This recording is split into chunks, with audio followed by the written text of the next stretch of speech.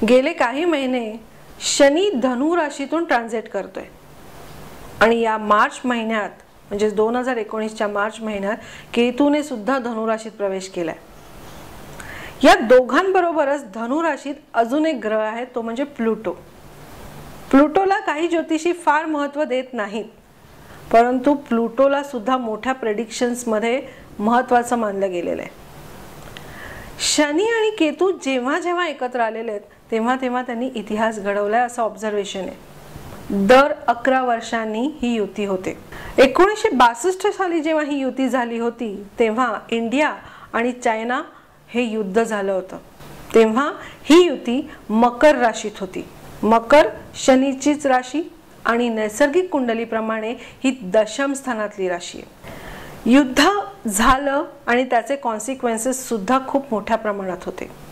दुसरी घटना जी घडली ही 2007 साली जागतिक मंदी आली, तेव्हाही शनी आणि केतूची युती झाली होती। ही युती सिंह राशीतून झाली होती। सिंह रास ही नैसर्गिक कुंडलीमध्ये पंचम स्थानातली राशी। त्याचे कॉन्सिक्वेन्सेस हे फायनान्सेस आणि जॉब्स ह्याच्यावर जास्त झाले। इकॉनॉमिकली खूप इफेक्ट झाला प्रत्येक देशावर। त्यानंतर ही युती पुन्हा एकदा येते आणि ती होणार आहे धनु राशीतून।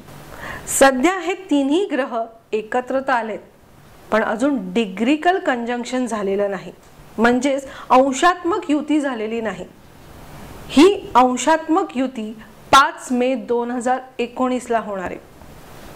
तेव्हा कदाचित त्याचे रिझल्ट्स मिळू शकतील, पण तेव्हा रिझल्ट मिळण्यासाठी त्याच्या आधीच्या ज्या घटना घडायला हव्यात, मला असं वाटतं त्याची सुरुवात फेब्रुवारी पासूनच झालेली आहे।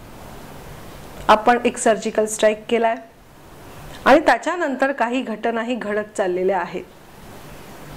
राजकीय वारे सुद्धा वाहत आहेत, निवडणुका जवळ येत आहेत, काही राजकीय नेते अवास्तव काही बोलणी करून जात आहेत। ह्याच्यावर थोडंसं बारकाईने लक्ष ठेवायला हवंय। ही नवम स्थानातली युती ह्याच्यावर विशेष करून लक्ष ह्याकरता ठेवायचं आहे कारण काही घटना ह्या घडलेल्या आहेत, म्हणजे ह्याचे कॉन्सिक्वेन्सेस मिळायला सुरुवात झाली असं मला वाटतं। हल्लीच मुंबईमध्ये एक पादचारी पूल कोसळला, त्यामध्ये काही जणांचा दुर्दैवी मृत्यू सुद्धा झालेला आहे। म्हणजे ही होणारी घटना ही कुठल्याही एका पर्सनलाइज्ड होरोस्कोपवर इफेक्ट देत नाहीये, तर ती कलेक्टिव्हली देते।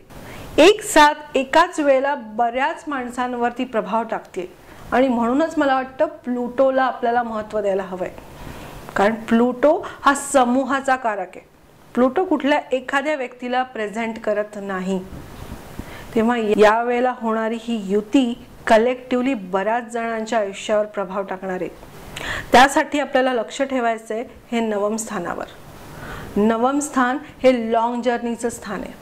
नवम स्थान हे धर्माचं स्थान आहे, धार्मिक स्थळांचं स्थान आहे। धार्मिक स्थळांमध्ये मंदिरं सुद्धा आली, मस्जिदी आल्या, गुरुद्वारा सुद्धा आहे आणि चर्च सुद्धा आले।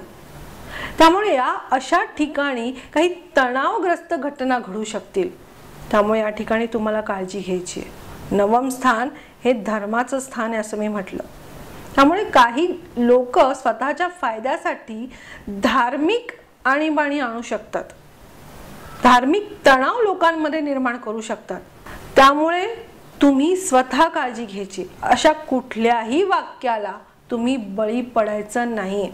काही नेते या निवडणुकीच्या काळामध्ये धर्मावरून तुम्हाला काही गोष्टी बोलण्याचे सुद्धा चान्सेस आहेत, पण तुम्ही मात्र ह्याला अजिबात दाद द्यायची नाहीये, ही काळजी तर तुम्हाला नक्की घ्यायची। नवम स्थानाप्रमाणेच धनु राशीवर सुद्धा आपल्याला कॉन्सन्ट्रेट करायला हवंय, कारण ही युती धनु राशीत होतीये। तिथे शनी आणि केतू आहे। शनी केतू हे सगळे ग्रह आणि धनु राशी हे सगळे ग्रह अध्यात्माशी निगडीत आहेत। त्यामुळे आपला साधू संत हा जो एक कॅटेगरी आहे, आपली धार्मिक स्थळ ही जी कॅटेगरी आहे, ह्यांची आपल्याला काळजी घ्यायची आहे। ह्यांच्या संदर्भात काही घटना घडण्याची सुद्धा योग दिसत आहेत। नवम स्थान हे हायर एज्युकेशनचं स्थान आहे, त्यामुळे युनिव्हर्सिटीजमध्ये चेकिंग व्यवस्थित व्हायला पाहिजे। तिथे तुम्हाला कुठलीही गोष्ट जर संशयास्पद आढळली तर ती तुम्ही तातडीने सिक्युरिटीच्या लक्षात आणून द्यायला हवी आहे। त्यामुळे ह्या तिघांची होणारी युती हा एक योग आहे। ह्याला काही जण स्फोटक योग सुद्धा म्हणतात। स्फोटक योग आहे किंवा नाही हा खरं तर वादाचा विषय ठरेल। मला इथे कुठेही लोकांना घाबरवायचं नाहीये, परंतु एक ज्योतिषशास्त्राची अभ्यासक म्हणून मला हा विषय तुमच्यासमोर मांडावासा वाटला। ही युती पुन्हा पुन्हा होणारी नाहीये, दर 11 वर्षांनी होणारी ही युती आणि त्यायोगे घडणाऱ्या ह्या घटना आहेत आणि त्या घटनांचा वर्षानुवर्षे राहणारा परिणाम आहे। त्यामुळे केपी अभ्यासकांनी आणि ज्योतिष अभ्यासकांनी ह्या युतीचा नक्की विचार करावा आणि आपले काही मुद्दे जरूर मांडावेत। धन्यवाद।